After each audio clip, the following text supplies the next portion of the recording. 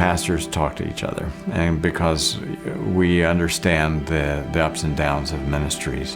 One of the things is that we're a little sheepish about organizations outside our local church, because so often we're just constantly bombarded with what can the church give and what can the organization get from us. So when it came to ABWE, I thought, well, it's just going to be, like everybody else. I'm telling you authentically, it is much different. At every corner, I feel that they're always for us and they're not taking from us. It truly has been a kingdom partnership for us, and to say it's a blessing is a huge understatement. EveryEthne is central to ABWE because we love the church. Our ability to do missional work across the globe is absolutely dependent on a thriving North American church. And we see our role as a servant to the Church of Jesus Christ in North America. Our heart and our passion is really to come alongside churches and to help them reach EveryEthne in North America. All the people groups of the world are coming here, right in our own backyards, right in our own neighborhoods, right in our own communities. As an organization, we have so much experience in reaching all of these different people groups and building relationships with them overseas. I wanted to harness our expertise overseas and bring it back here to North America so that we could be a blessing and a benefit to churches right here at home. We believe that we have a role in helping the church cross cultures without crossing borders, in helping churches reach their community.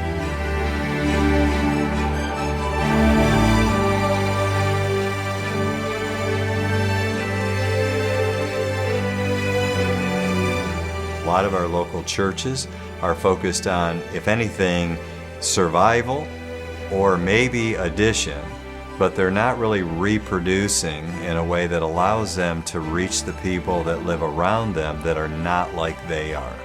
With EveryEthne, we offer the coaching that they might need, we offer tools that they might be able to use, and we just help them walk through the process. But we're here to help and encourage them to plant churches by coming alongside of them. EveryEthne has helped churches and leaders because any type of pastoral ministry today is going to be cross-cultural. We're here to serve you and help you and see if there's ways that we can help you grow the health and capacity of your church. And so we want to help pastors understand, where is your church at now? And then to think through of growing that health and capacity to, where do you want to go? Our church had no experience with ABWE. Every time we had an ABWE missionary or one of their leaders, they always were there to give. And that wasn't what I expected. ABWE is a great ministry that provides equipping for local churches. Association with ABWE has been one of the great highlights of my ministry. I've received 50 times more than anything I've ever contributed. We want to partner with you to reach EveryEthne in North America. And we have an opportunity to reach them right here where we live, where we work, and where we play.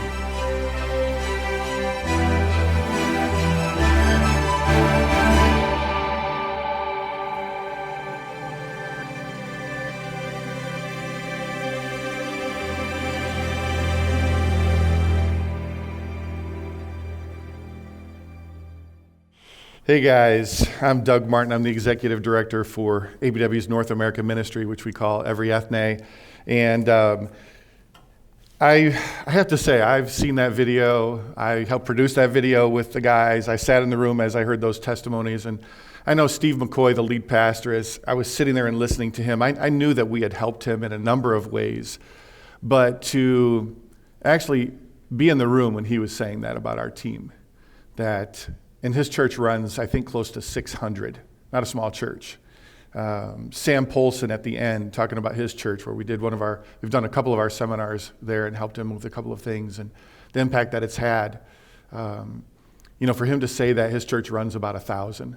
So when those pastors are telling you those things about our team, I just want you to know, as the leader, wow, that really means a lot to me to know that in some small sense, we've been able to help churches right here at home. And that's actually what we've done. So you've taken a tour around the ABWE world, and we're actually going to land the plane right back here in your own backyard. So here's my first question for you, and that is, if you were in my place, if you were the executive director for North America, and what would you do in this situation? So here's what I see around North America, especially in the United States. But I see a lot of racial division. Is anybody noticing that anywhere? All right. And not just among one or two people groups, but think about the multitude of people groups and how we don't really come together. We're not the melting pot that we used to be. How about the fact that there are stagnant and dying churches? In fact, statistics are that 85% of most churches have either plateaued or they're dying.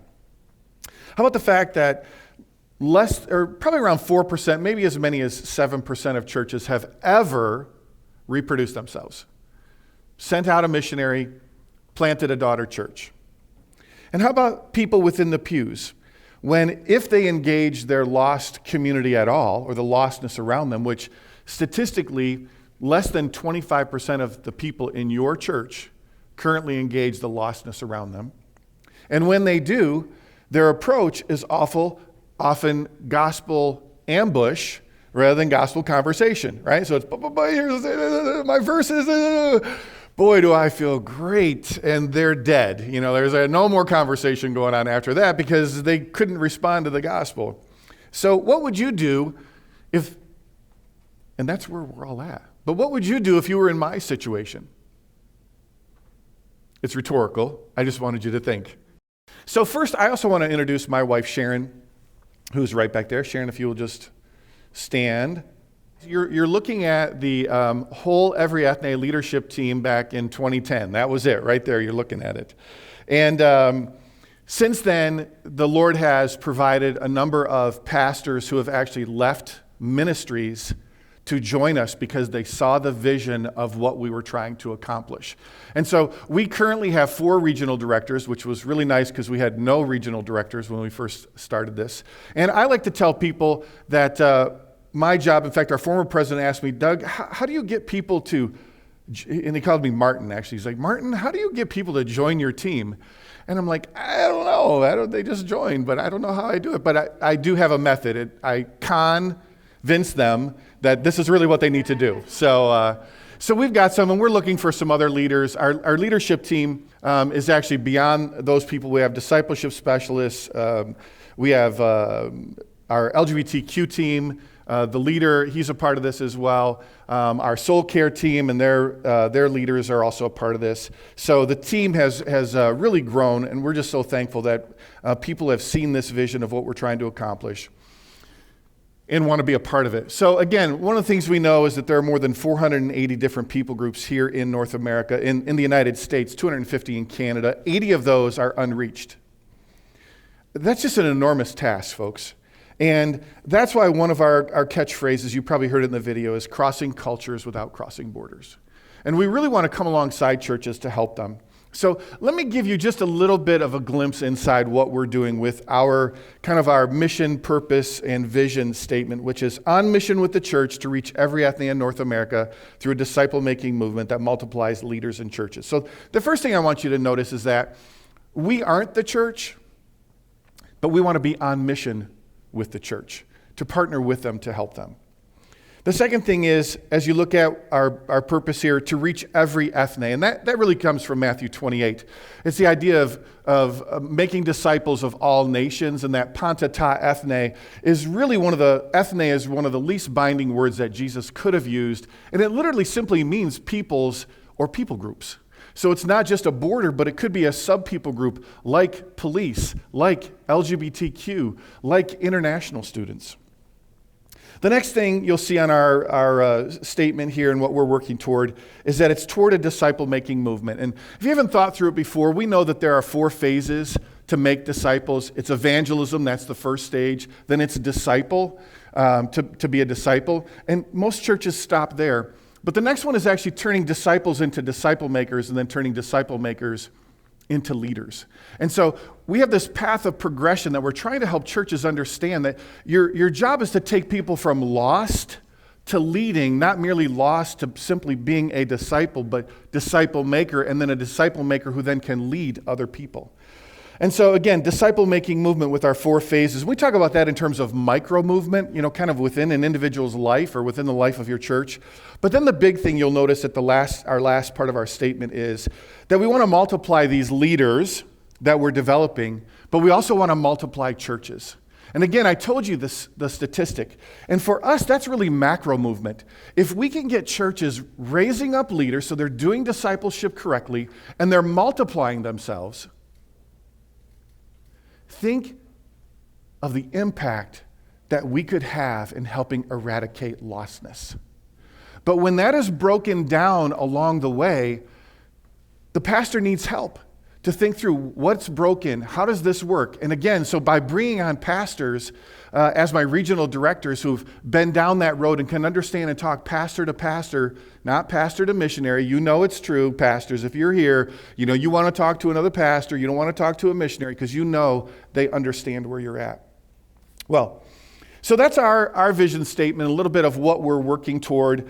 Our goal is simply that within the next, by 2021, we want to engage 250 churches in North America among 5 different people groups. And again, the outcome, if it was 4%, we want to bump that number up to 10% of churches that we're engaging with that are actually on that path, committed to reproducing themselves for the very first time. And if we can help them do that, folks, and help them instill that DNA of church planting and church reproduction in the church, they'll continue to do that, and that number we think will continue to increase.